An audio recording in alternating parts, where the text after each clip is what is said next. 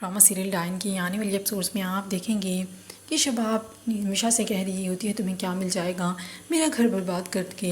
तो मिशा कहने लगती हैं आप किसी और का घर बर्बाद कर सकती हैं तो क्या कोई आपका घर बर्बाद नहीं कर सकता।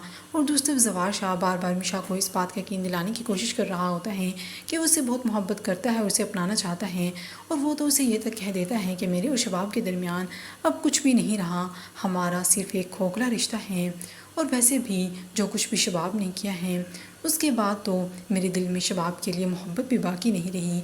शबाब जब भी जवार शाह को समझाने की कोशिश करती है, उससे बात करने की कोशिश करती है, जवार शाह साफ साफ अल्फाज में उसे कह देता है कि तुमने अपनी अहमियत खुद ही कम की है जो कुछ भी तुमने किया है।